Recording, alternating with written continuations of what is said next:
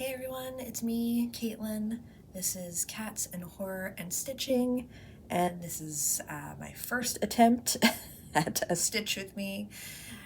It is a incredibly humid and very gloomy Saturday afternoon, so I decided stitching in my basement was a good thing to do today. And since I found this little holder stand thing at Value Village, I decided I would give a stitch with me a try. So either this is going to be great or it's going to be a hot mess. We will see. I'm just trying to thread my needle here, which requires me to remove my glasses, of course, because I'm getting old and starting to go blind. But yeah, so I'm gonna work on my Martian piece. I figured it was a good thing to work on since I've got some chunks of solid stitching to do, so hopefully I won't get too distracted and make too many mistakes. Yeah, so anyways, welcome. Like I said, my name is Caitlin, and my pronouns are she, her, and yeah, we will see how this goes. I haven't actually used this stand yet, so I'm really not sure how this is going to work. It may not work at all. And that's what we're about to see. So already we've got a problem. I need to start this stitch. Hang on. So I do the loop method for starting. I used to just do the method I learned when I was a kid, which was to just tie a knot in the end of my stitching. And then I saw on wonderful Instagram the loop method, and I've been doing that ever since, which of course really only works though if you're doing 2 threads. Doesn't work otherwise if you're using 1 or 3, but yeah, I enjoy it. So I was trying to think of, if I did a stitch with me, what would I talk about? So I gave it some thought, and I decided the best thing to talk about would be horror movies. Hang on, I'm gonna readjust my camera because I'm realizing now that I'm lifting this up, you can't see it as well. Hang on. So as you know, my name is Cats and Horror and Stitching, both here on YouTube and on Instagram. So when I first started my Instagram, well, I started it in 2019, although it started as an Instagram for cats, for my cat, particularly, well, at the time I only had Pennywise, so originally the name of my Instagram account was Pennywise the Calico. I don't know if I ever mentioned this, but I named her Pennywise, so she's a calico, and I named her Pennywise because it looks like she's wearing a black mask. So sort of like a Halloween mask, or I guess, well, I mean, it doesn't look like a clown mask, but it looked like she was wearing a mask that seemed kind of spooky and Halloweenish. If you don't know, Pennywise is the evil clown from the Stephen King movie, well, Stephen King books and then made into movies, called It. Chances are, if you were alive and over, I don't know, 10 in the 80s, you probably were scared to death of clowns because of the original It movie. I was not. Didn't see the original movie. I was too young when it came out. although I have seen it since then and read the book a couple times, and then of course seen the remake. I actually really do like the remake a lot. I know a lot of people don't. They like to stick with the original, which is the 80s version. Because I never saw it in the 80s, I didn't see it until I was in my 20s. I don't hold some great affection for the original. It is good. It's got some big actors. It's got, oh, what is his first name? Ritter. No, Jason Ritter is his son. He was on Three's Company. Hang on, now I'm gonna look that up. Oh, why am I so bad with names?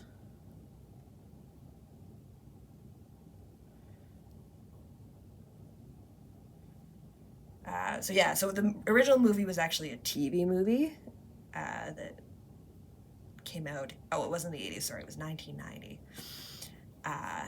It's got Tim Curry in it.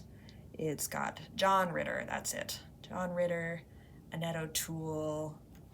It's got some pretty big names in it. And it was a good movie. It definitely was. It stuck a lot closer to the original book than the more recent movie did, but I still enjoyed it. That came out, I think the first movie came out in 2019. I really enjoyed that, so I've seen it. I saw it in the theater, both the first part and the second part I saw in the theater, and then I've also watched them at home. I have the DVDs. So that, anyways, getting very sidetracked, although I did say I was going to talk about horror movies, and that is a very good one. But yeah, so my original account was called Pennywise the Calico, after Penny. And then as I spent more time on Instagram, I found all of these other people like me who love horror movies and love Halloween. And so I sort of fell into that group on Instagram, which I really, really enjoyed. And I got to share, my fandom and some of my little collections that I had and my books and my DVDs and whatnot.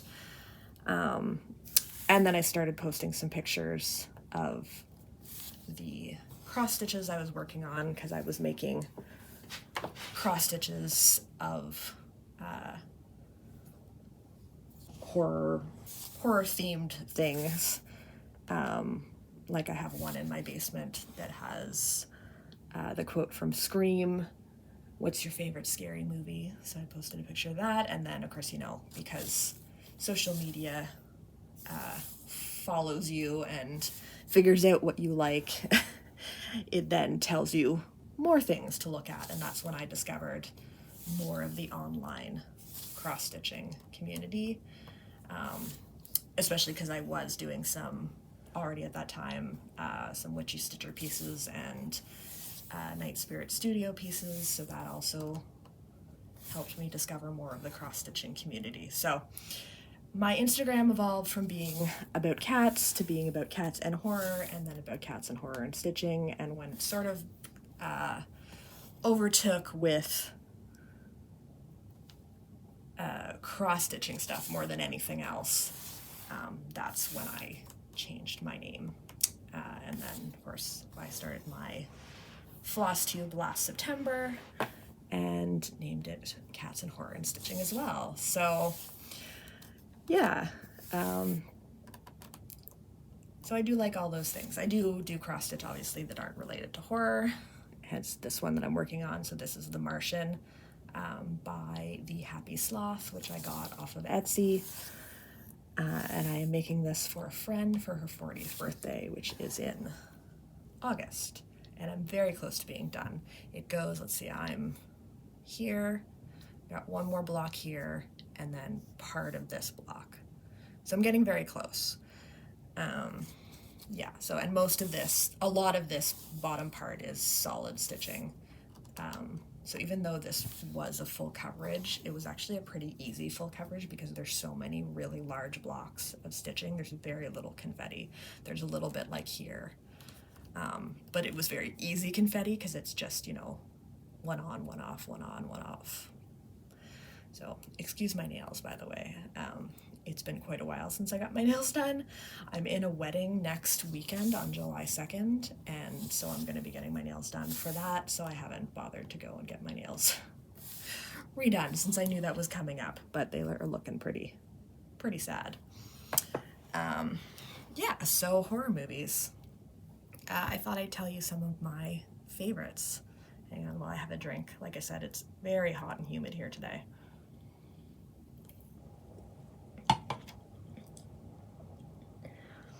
So I thought I'd tell you some of my favorites that you might want to check out if you're a horror movie person. I'm not the best judge of how scary they are. My friends always joke that I'll tell them to watch a movie and I'll say, really, it's not scary at all. And for them, you know, it's terrifying, but for me, it's nothing. My brother and I have this, he's the one, not many people I know like horror movies, so my brother and my sister are two of the people who enjoy horror movies like me. And my brother in particular will get together and talk horror movies, and we'll be like, oh, well, did you see this movie? Oh yeah, that was really good. But you know, it really wasn't scary. I wouldn't call it a horror movie. And do that over and over. Yeah, I saw that. Yeah, no, it was good. But no, I wouldn't call it a horror movie. I don't really know how exactly they classify horror movies when they're advertising it, because when I go on streaming, you know, like Netflix or Prime or whatever it is you're watching, they'll have their list of horror movies. And so many of them, I watch them and it's like, okay, that, you know, was good. But, well, like I said, it's not, to me, it's not horror. It wasn't that scary. And I think it's a pretty hard distinction to make between horror and like thriller suspense, because thriller and suspense, they can be kind of scary and they can leave you feeling with that, you know, that after feeling after you've watched something sort of spooky. They can leave you with that feeling, but it doesn't feel like horror, I guess. So there's a lot of movies that, you know, will be under the horror category online, and I'll watch them and it's like, well, you know, that was a really good movie and it might have been very suspenseful, but it wasn't a horror movie. To me, a horror movie is going to make you jump. It's going to make you scared, maybe make you close your eyes. That doesn't happen very often for me, although it does happen. I'm more likely to close my eyes if I know something's going to be particularly disgusting. Like when I watch the Final Destination movies, even though I know what's coming, probably more so because I know what's coming, I'll close my eyes in advance because I know it's going to be gross. So yeah, so these are just going to be a list of movies I consider to be horror myself, whether or not they are horror, I guess, in the eyes of streaming services, whether they're put under horror. Most of them I think are. And hopefully you might go watch some of them if you haven't seen them already. So number one is definitely Scream. So these are in no particular order. I'm not making like a top 10 or anything. But Scream nonetheless is going to be top number one, just because Scream is essentially my personality now. I've seen that movie so many times. So the story, well, I guess I'll tell you the story for the movie first. So Scream came out in 1995. It's written and directed. It was written, I believe, by Kevin Williamson. He did Dawson's Creek. And directed by Wes Craven, who is a big man in the horror industry. He did Nightmare on Elm Street and all the subsequent sequels. And it stars Drew Barrymore, Skeet Ulrich, Neve Campbell, Matthew Lillard, Jamie Kennedy, Courtney Cox, David Arquette, well, particularly a lot of big names now, but at the time, not necessarily big names back then. And it follows a series of murders in a really small town in California. And even if you haven't seen Scream, I feel like if you've watched any horror movies at all, you must have seen Scream. But if you haven't, the murders are done by a figure known as Ghostfaced. So a killer in a ghost-faced Halloween costume who calls his victims on the phone and torments them, asking them in particular, what is your favorite scary movie? So I saw this movie, so it came out in 1995. I was actually only 12 in 1995, so I did not see it in the theater. I saw it a year later when it was at Blockbuster Video. I rented the video with some friends for a sleepover, and it sounds so weird to say that you fall in love with a horror movie, but I became absolutely obsessed. Even though I really hadn't seen many horror movies at all before I was 13, it just became my absolute favorite, to the point where after I watched it at that sleepover, I think I rented it a couple times again with other friends at different sleepovers, and then just evolved into every weekend I would walk over to the local Blockbuster and rent Scream and watch it again. I think I must have rented it almost every weekend for a year before I finally forked out the money and bought my own VHS copy. So, yes, to say I was obsessed, even back then at 13, is not a big stretch. I was definitely obsessed. I joke that after I saw Scream, that basically became my personality, and my horror movie obsession just evolved from then. But Scream was a really big deal. So obviously horror movies been around since the beginning of movie making, but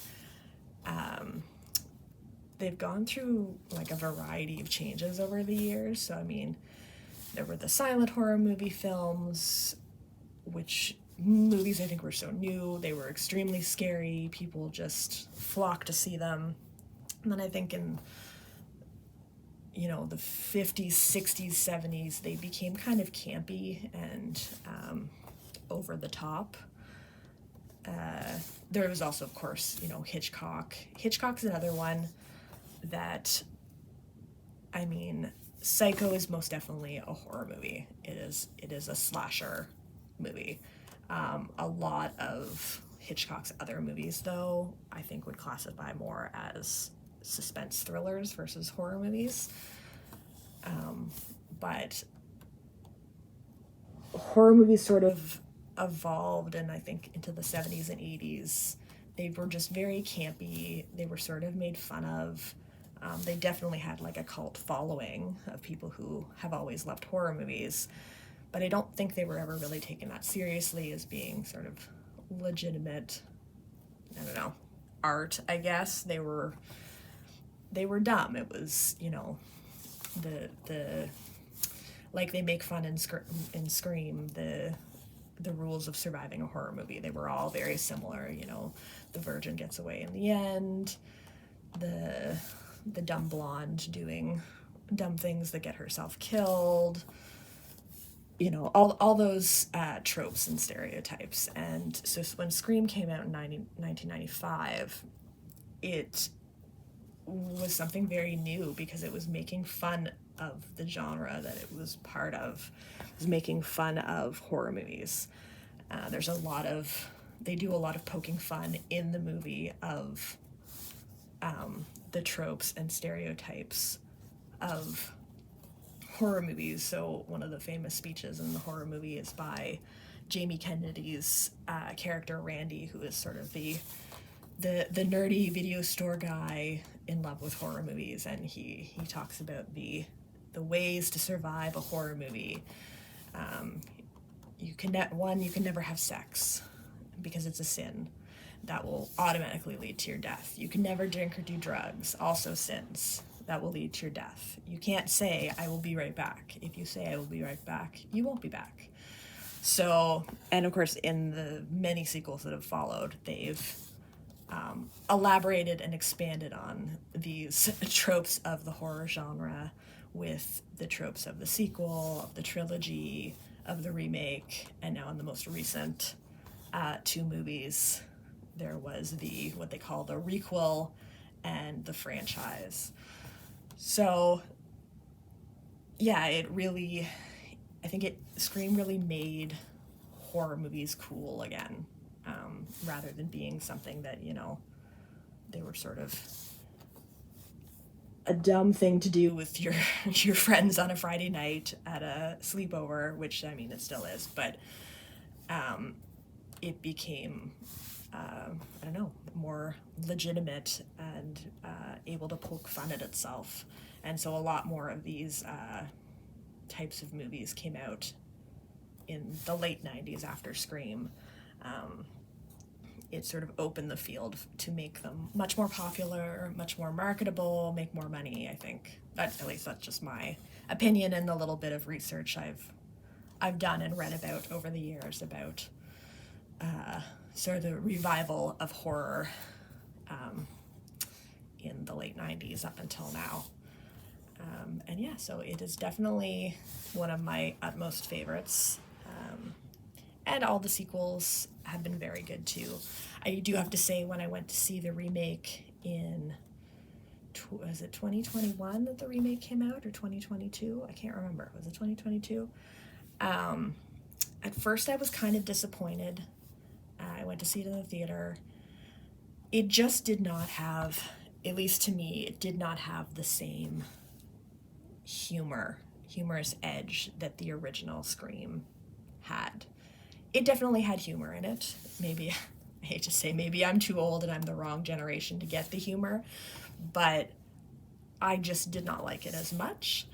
About 6 months later, it was out in, streaming universe, so I rewatched it, and I did actually enjoy it more on the second watch than I did on the first watch.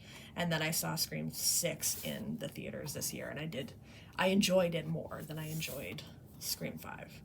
So, yes. Anyways, take all of my reviews and information and opinions with a grain of salt, because they're just mine, and everybody likes what they like.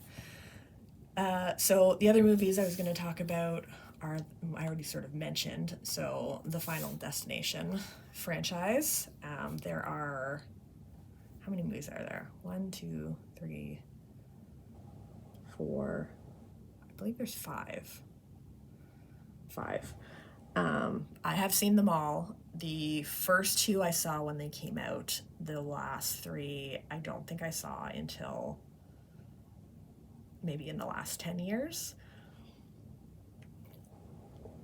So the original Final Destination came out in 2000. It is starring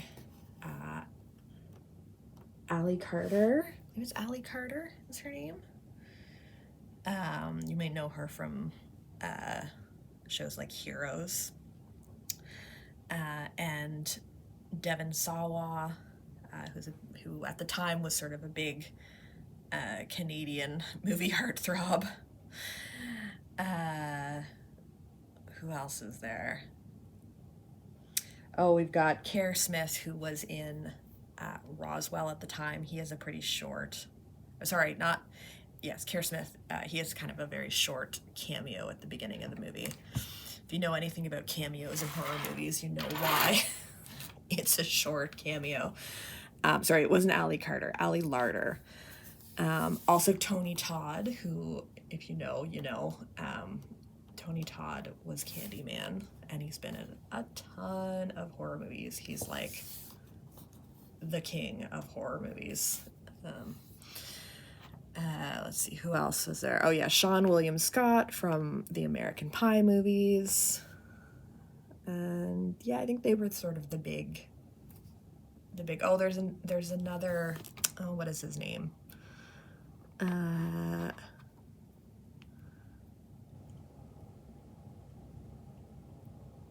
Oh, sorry, Kerr Smith was not, I got two guys mixed up. Brendan Fair is the actor that was in Roswell.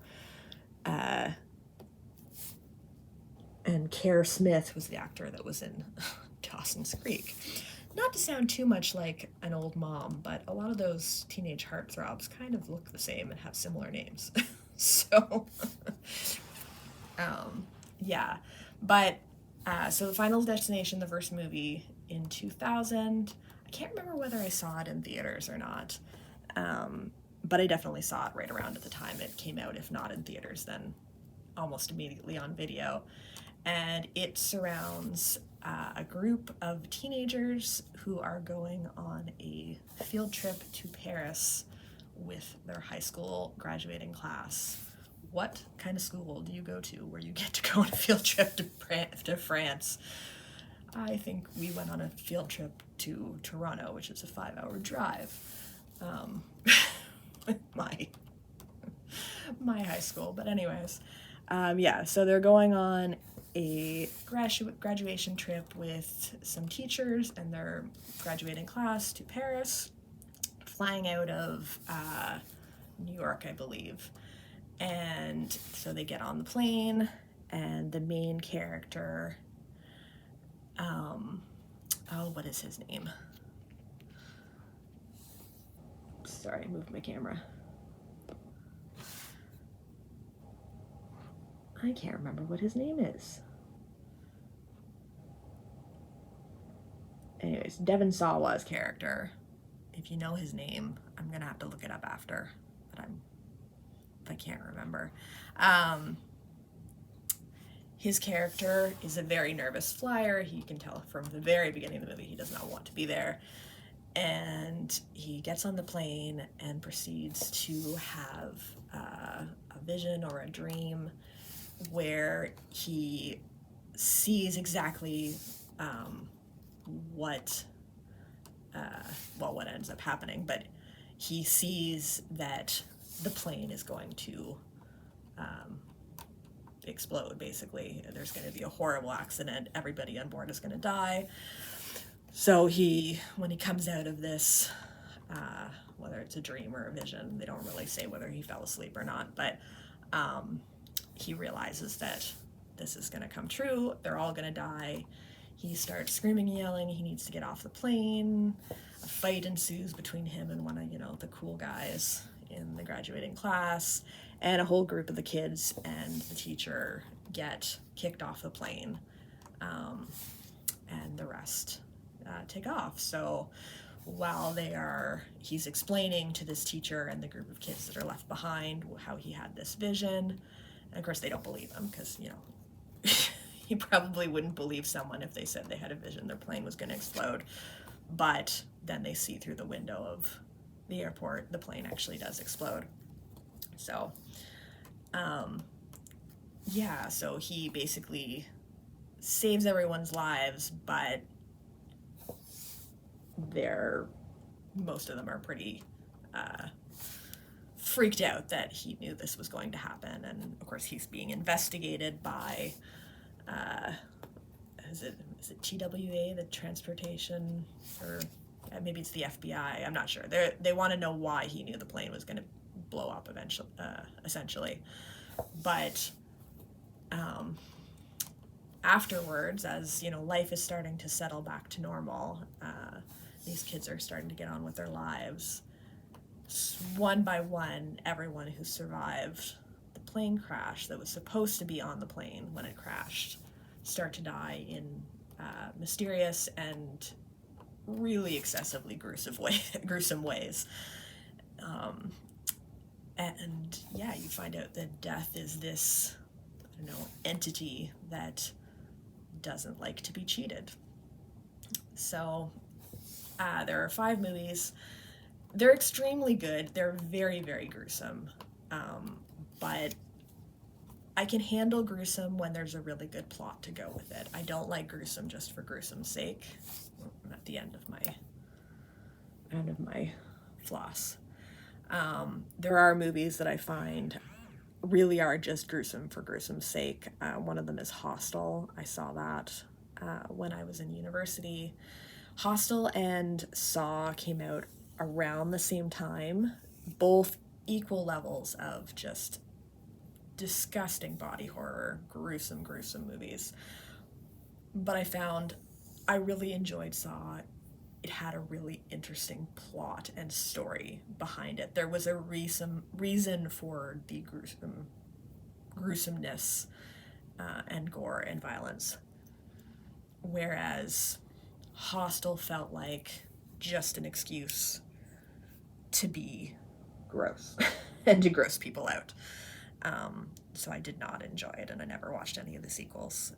Maybe I should give it another chance. It's been, close to 20 years since it came out, but yeah. So Final Destination is definitely known for its very, very gruesome, bloody, disgusting death scenes. But it is a very, very good movie. I've seen all of them, all the sequels. The first one obviously is very good, and it's the first one. It's not my favorite though. The one I find myself tending to watch over and over ends up being the second one. So in the second movie, it's almost an entirely new cast. And it's a girl this time. The actress is, let me look it up. She's the actress that was in Criminal Minds,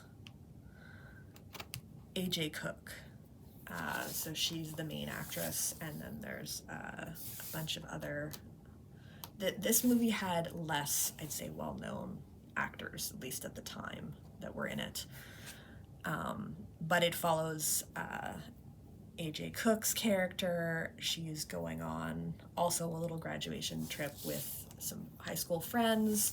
They're driving somewhere, and she's behind the wheel driving, and as they're waiting to get on the highway, she has a vision of a horrible fiery accident on the highway involving one of those trucks that carts lumber. You've probably seen the memes online of people avoiding those lumber trucks and saying it's because they watched Final Destination 2. And I feel the same way. I hate those trucks when I drive on the highway. I really try to avoid them, try to pass them if I can, or slow down to the point where they get so far ahead of me that I don't have to worry about being near them. But it's actually my favorite of the Final Destination movies, and what it does is sort of incorporate the same idea of death not wanting to be cheated out of the people it was originally supposed to claim, but it also sort of incorporates the tragedy that took place in the first Final Destination movie, and how those people being alive after the plane crash, who were supposed to die, how them being alive had the butterfly effect that then affected these other people down the road, and this group of people in the second movie probably shouldn't be alive now because something was supposed to happen and didn't, because of the people who didn't die in the first movie. And I don't want to give too many spoilers away, but yeah, so that is my favorite of the Final Destination movies. I've watched it several times. I've watched all of them several times, but that's the one I tend to go back to and watch again and again. The third one, similar idea. I mean, they're all basically the same idea of someone having a vision of a horrible tragedy about to occur, and then they and a group of other people manage to avoid it. So the first movie was the airplane. The second movie is the crash on the highway. The third movie is a crash, like a malfunction of a roller coaster at an amusement park, which is pretty scary when you think about it. It's one of those things that you never really think about, accidents at amusement parks, but they do happen. So try not to think about that when I go to Canada's Wonderland. I'm sure nothing that gruesome has ever happened there. But the fourth movie is, what's the fourth movie? The fourth movie, I believe, is an accident at like a NASCAR, like an off-brand NASCAR car race.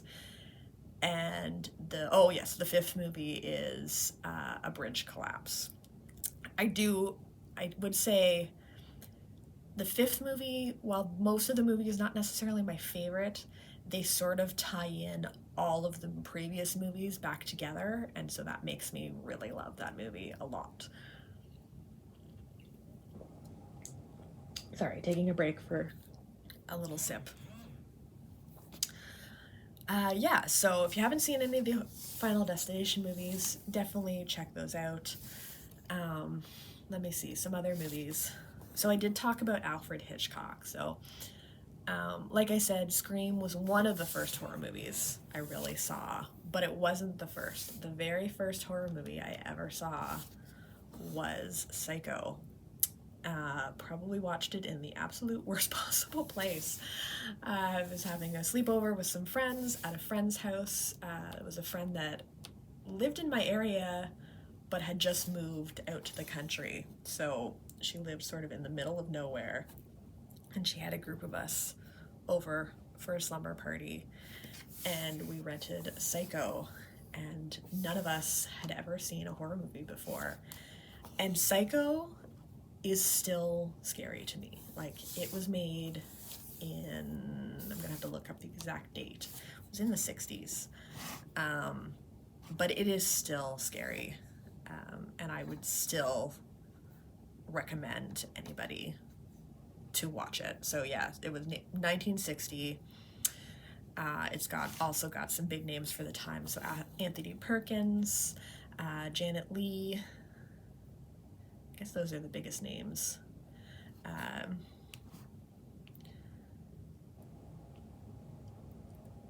Yeah, I don't really recognize any of the other names, but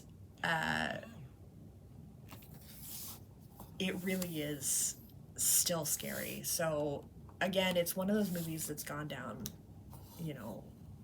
in history. So much of that movie has become part of pop culture and pop culture references, to the point where most people know the pop culture references without ever having seen the movie, or maybe don't even know that these references come from the movie.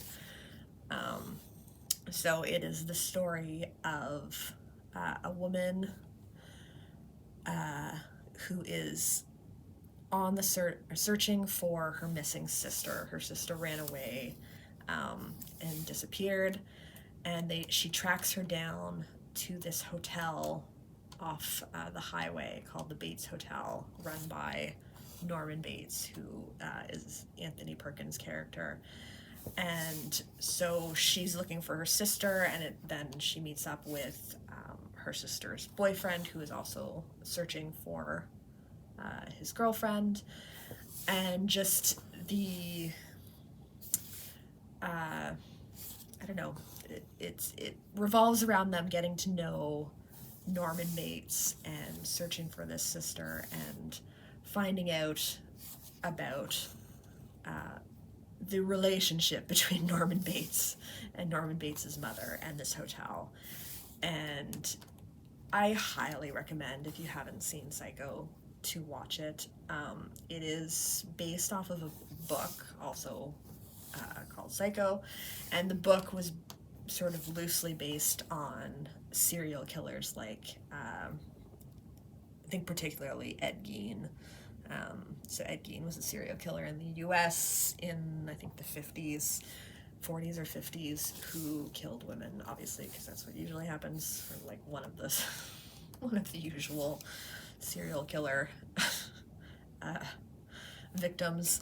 But he had a very bizarre relationship with his mother, and it was his relationship with his late mother that really played a huge part in the monster he ended up becoming, and Norman Bates is very similar. So yes, if you can watch Psycho, definitely watch Psycho. It is still one that I recommend to people, and I watch on a fairly regular basis, and even though I know what's coming, there's still parts that make me jump, and that to me is the mark of a good horror movie. It is definitely, I mean, it's 1960s, so it's not gruesome like movies are now. There's no real swearing, there's no, you know, blood like there was then, but it's Alfred Hitchcock, and he had this way of making you really, really chilled and on the edge of your seat and wanting to cover your eyes without the need for blood and gore and disgusting things. So yeah, definitely give it a try. So let's see, what other movies can I talk about here? Give me a second to think. I should have made a list, but of course I did not.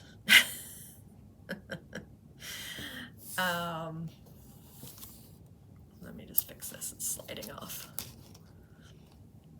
There we go.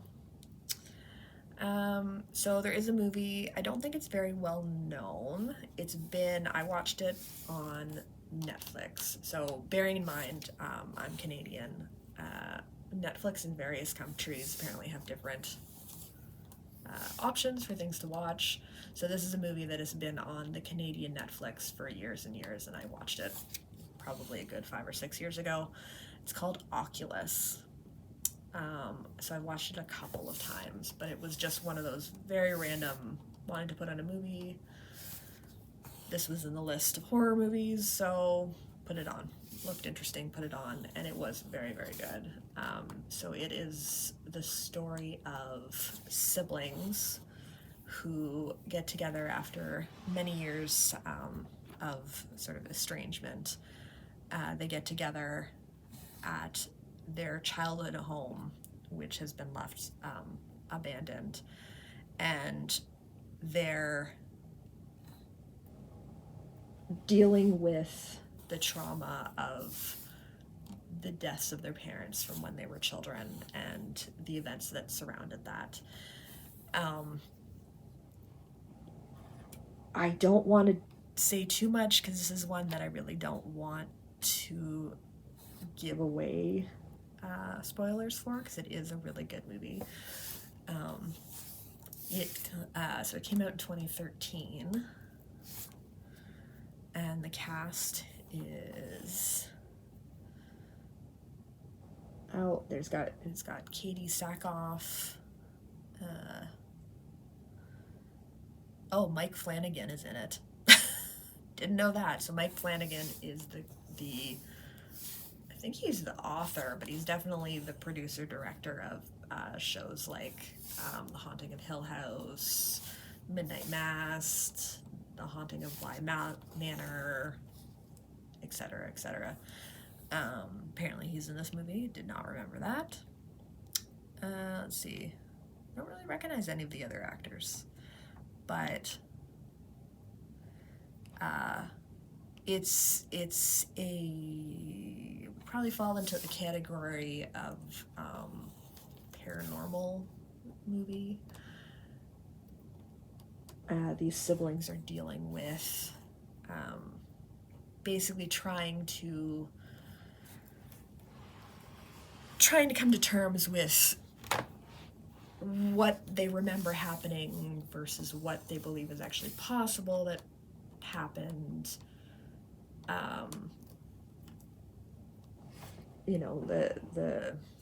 The idea that, well, your memories as a kid, as you grew up, well, that monster in the dark, it couldn't have actually been a monster. Monsters don't exist. It was something else. So yeah, I don't really know what else to say about that movie because I don't want to give away much. But it is a very good movie, and if you can find it on one of your streaming platforms, I definitely recommend it.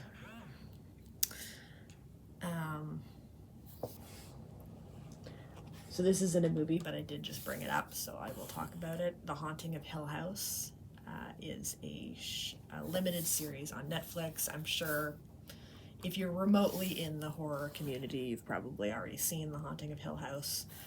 If you have not seen it, though, it is one of my favorite, I don't know, I guess, well, it's a TV show, but it's one of my favorite things that have horror-related, watchable things that I have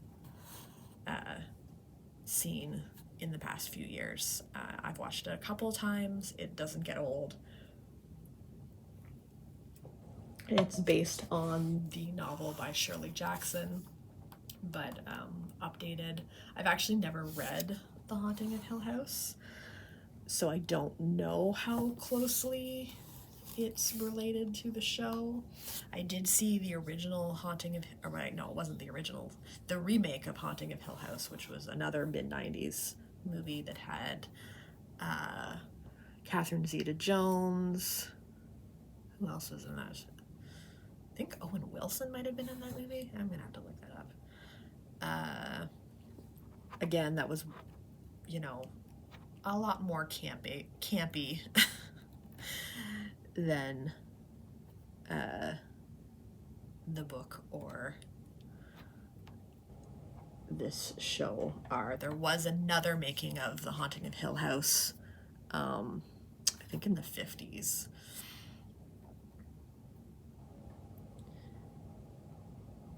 Sorry, I'm trying not to be silent, but I'm trying to look up 1999 film. Okay, that's it. Yes. Oh, it has Liam Neeson in it. Yeah. Liam Neeson, Catherine Zeta-Jones. Yes, it does have Owen Wilson. I was right. Okay, Lily Taylor. She's another one that's been in a lot of horror movies. She was in The Conjuring. If you saw The Conjuring, she was the mom, the original Conjuring. So yeah, the Haunting of Hill House, the TV show, is extremely well done. It is a horror, it is scary, but Mike Flanagan has this way of taking horror, but also making it very dramatic and heart-wrenching. You really, it scares you, but and then in the next second you kind of want to cry because it's sad. But then kind of uplifting at the end too. You get this, you know, not necessarily happy ending, but things, I don't know, the idea that even when everything falls apart, there is a way for things to turn out okay. So that is still on Netflix. It was a Netflix original, so it is still there. Definitely recommend that. Huge success with that show. So after that, he made The Haunting of Bly Manor, which is a remake of The Turning of the Screw, which is another book I have not read. A lot of people really didn't like The Haunting of Bly Manor. I think if you compared it to The Haunting of Hill House, then yeah, it was not as good. There's no way that anything could have followed The Haunting of Hill House without being a bit of a disappointment. If you watch it as its own separate show, though, I enjoyed it. I did think it was very good. Then after that, apparently he did interviews saying he wanted to get away from the haunted house idea, so he did Midnight Mass. Again, I don't think it was very well received. I very much enjoyed it. I don't know, I guess I just really like I really like Mike Flanagan. I think he does really good shows. It's smart horror, intelligent horror, I guess you would say. So yeah, so those are some things also that you can check out. I'm trying to think of any other ones. I'm trying to think of any that might be movies that aren't on everybody's radar that you might not have seen and can give a try. Of course, now with social media and with streaming services, it's a lot easier to see international movies that at one time it wasn't necessarily that easy to come across. I mean, back when we had video stores, of course, was the international section, but unless you were, I don't know, kind of an intellectual movie critic or spoke the language the movie was in, chances are you weren't watching foreign films. Now that's not the case. There's a lot more options out there. So I don't watch too many international movies unless they're dubbed. I don't have a problem with subtitles. The problem is I like to cross-stitch while I'm watching movies. And if you're watching a movie with subtitles, you have to actually be paying attention the whole time. So I don't watch too many movies if they have subtitles. I did see Parasite, but I saw that in the theater. I don't know whether that falls under the horror movie category. I don't think it would. To me, it's not horror movie. It's more like maybe it's more of just a drama with some big, some suspenseful moments, I guess. But it was extremely good. It was probably one of the best movies I saw. I think it was in 2020. Is it 2020? Yeah, I think it was in 2020. It was the last movie I saw in the theaters before all the lockdowns. So it is very, very, it's not, I don't think it's considered a horror movie, but it is a very good movie and I highly recommend it. But as for foreign horror movies, this one you've probably heard of before because it's very popular. It's Train to Busan. It is, I believe, a Korean horror movie. And it is about a father taking his daughter on a train trip for her birthday to visit her mom out of town. And as they're on this train traveling through the countryside, there is a zombie outbreak. And then, of course, there ends up being some people on the train who are infected.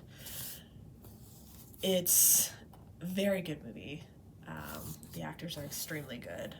I don't watch too many Korean movies, so I don't know the actors. I know they're very well known in Korea, but I have not seen enough Korean movies to be aware of their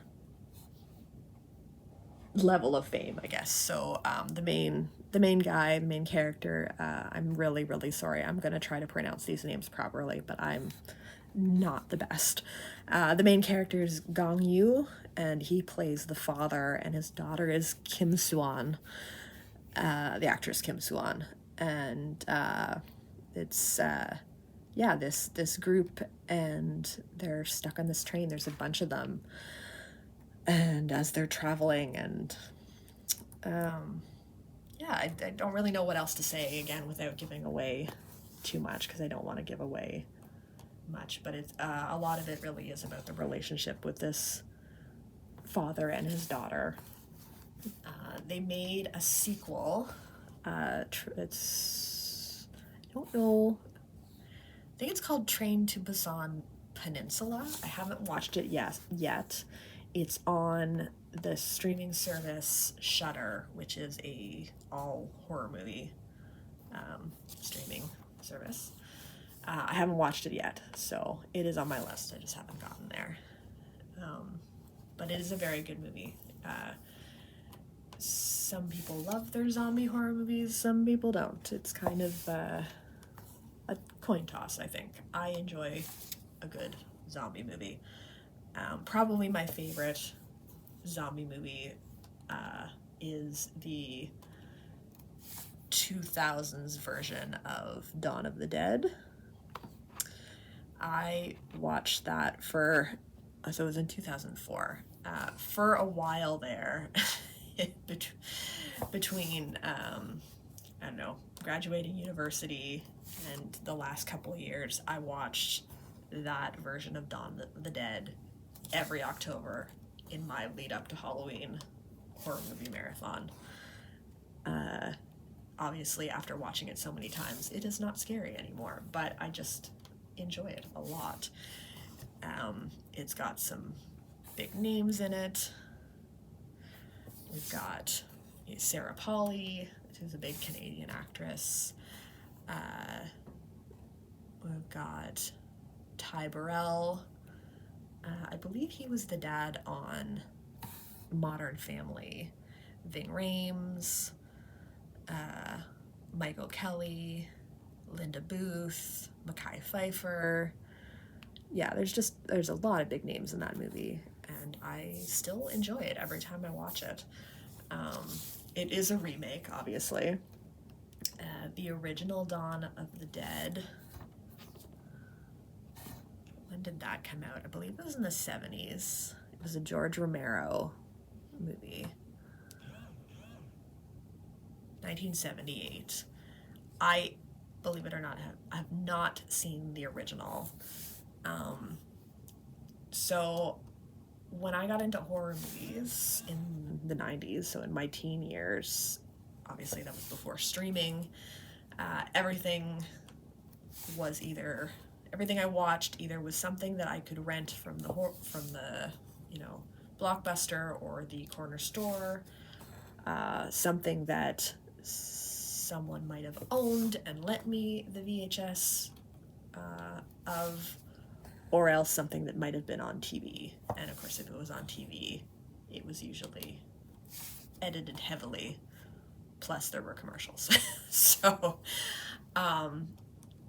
even though I was really into horror movies, there were a lot of horror movies that I did not see until I was in probably my late 20s. I saw more when I was in university. Of course, Blockbusters started to close down. They were still around, but in the 2000s, you started to be able to download, mostly illegally, movies. So we did that a lot in university. So I did watch a lot of movies at that time, but in the illegal downloading movie time, you never quite knew what you were going to end up with. You could have ended up with a really crappy copy of something, like a video, a handheld camcorder in a movie theater, a shaky, blurry mess. Sometimes you lucked out and got a really awesome quality copy of a movie. Sometimes you didn't even end up with the movie you thought you were downloading. So I did see quite a few movies in university that way, but still did not see a lot of sort of the cult classic horror movies. I've been trying to make up for that in recent years. So I did see, Halloween was one of those movies, those cult classics, that I didn't see until I was in my 20s. I rented it with a friend of mine, and I have to say the first time I saw it, I really didn't like it. And I know that's, sacrilegious to say I didn't like Halloween, but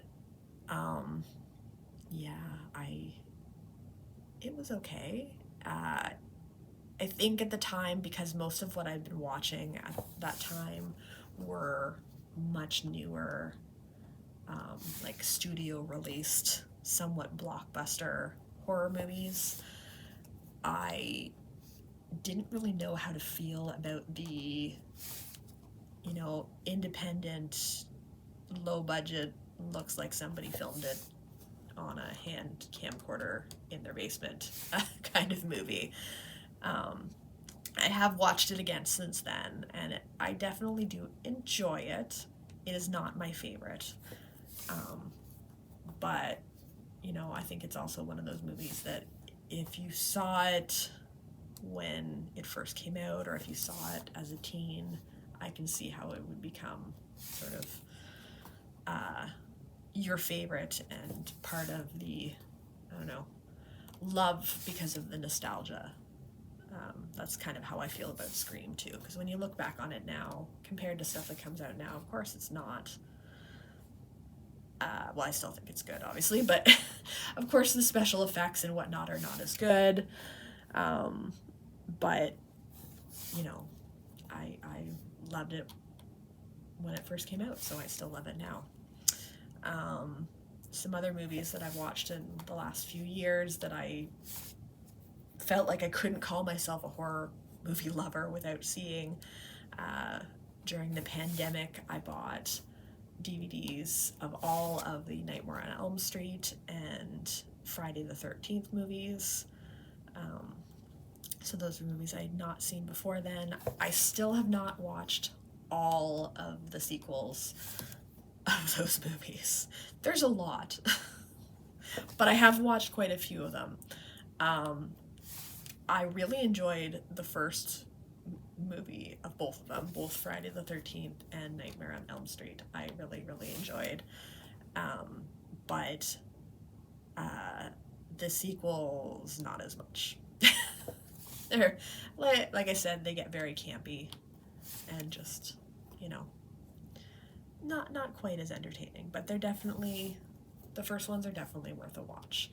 There becomes a point, I think, where with a lot of movies, and it's not just a horror movie thing, this is action movies and lots of other movies, where they start making sequels just for the money, you know. I mean, look at Fast and the Furious. How many sequels have there been? I've only seen the first movie, and I only saw it in the last few years. But yeah, when they start making sequels just for the money, they tend to not be as good. So, oh, I'm looking at the time. I can't believe I've been talking for an hour. Wow. I hope someone's still watching me. So maybe tell me down below, what are your favorite horror movies? Because I am always looking for suggestions.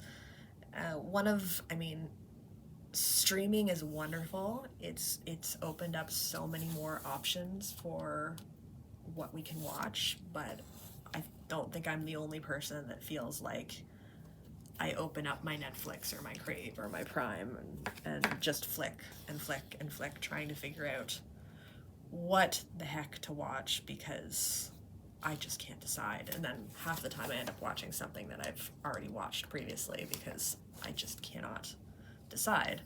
So yeah, it's nice to get suggestions from people of what they think that I should watch, because otherwise I get overwhelmed, I don't know what to watch, and end up watching the same things over and over. I also have a tendency to, because I don't have a ton of time when it's just me and my kids, they go to bed, you know, after 8. I am not a night owl. I need, you know, a solid 8 hours of sleep before going to work the next day. So I tend to go to bed by, 10 o'clock at the latest. So by the time my kids go to bed, I don't tend to watch many movies. And then, of course, if I'm sitting there flicking through just trying to decide what to watch, that's even less time I have to put something on. So definitely, if you have some suggestions, either horror movies, horror TV shows, and not just horror, anything, any kind of movies, suspense, thrillers, mysteries. I also really love documentaries. So there are a couple of horror documentaries that I'm going to recommend as well if you want to watch them. One is called Urban Legends. It used to be on Prime in Canada. I'm not sure if it's still there. It is a documentary film, not to be confused with the Urban Legends TV show from the late 90s or early 2000s. This is made by a documentary duo. They also made a documentary called Cropsy, which is also a good watch. It's also kind of about an urban legend, but it's all about one in particular, and it revolves around a serial killer in New Jersey in the 70s. But Urban Legends is about, they dive into some of the pop culture urban legends we all know, and whether they are actually founded on anything in reality. So one of the things they look at is the urban legend of the babysitter and the man upstairs. So this is, we've all heard those stories of the babysitter babysitting her kids and someone else is in the house, or sorry, not babysitting her kids, babysitting someone's kids, and then finding out someone else is in the house. It was also made into, well, it's been used in many horror movies, in particular the original 70s movie When a Stranger Calls, which is about a woman babysitting and the phone, whoops, sorry about that. It's about a woman babysitting some children. The phone keeps ringing and she's getting threatening phone calls from a man. And it turns out the man is calling from inside the house, which I'm still not entirely sure how that is happening in the 70s before cell phones. I may have to rewatch that movie. I did see it at one point, but I can't remember how exactly he's calling from inside the house. But yeah, so they look into these urban legends to see whether something like that has ever actually happened. They only look at whether it happened in the United States, but then they dive into these true crime instances that took place that could have been part of the urban legend. So that's one of them. Another one is the killers, someone being killed at Lover's Lane.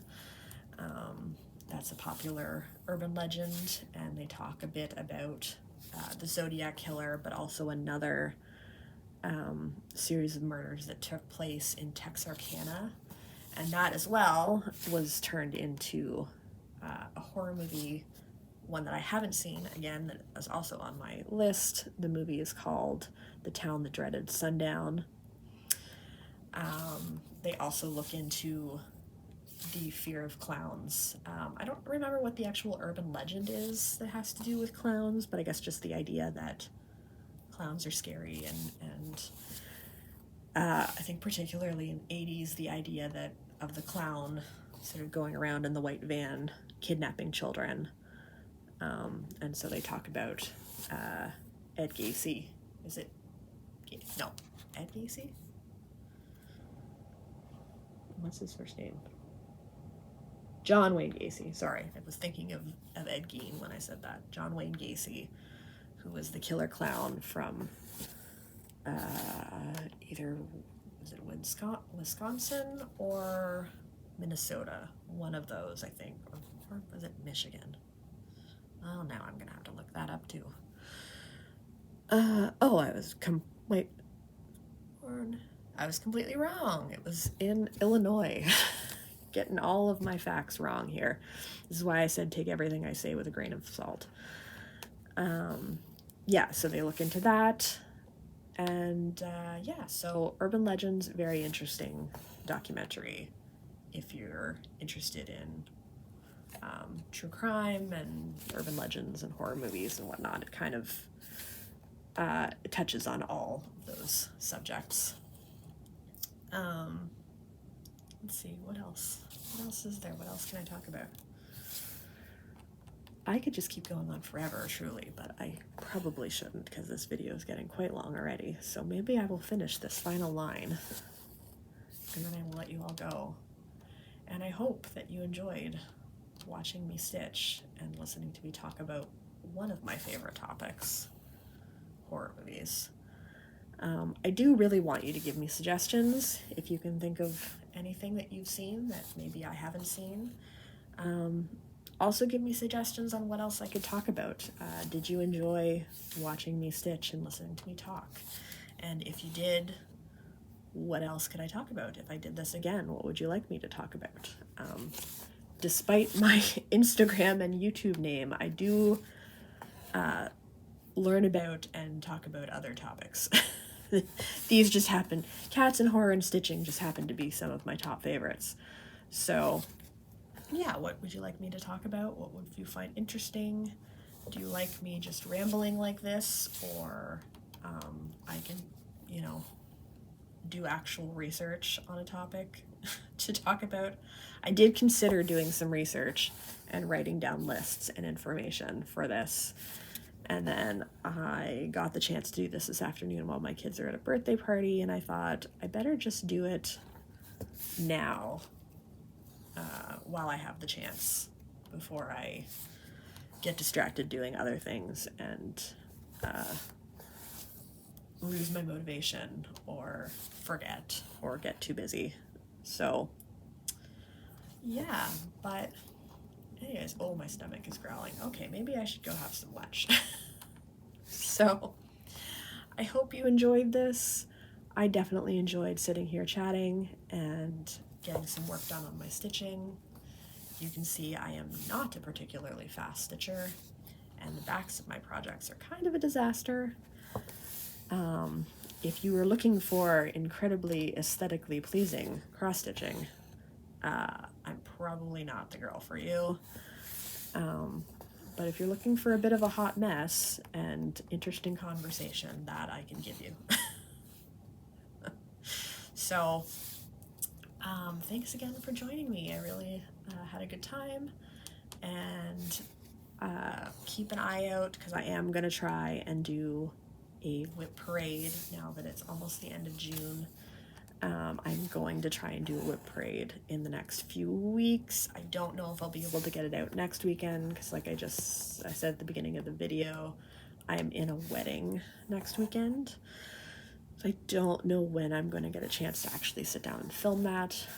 The next week and a bit are pretty busy for me, but I am going to do that. It is coming up soon, so keep an eye out. And as usual, oh, there we go, we're done.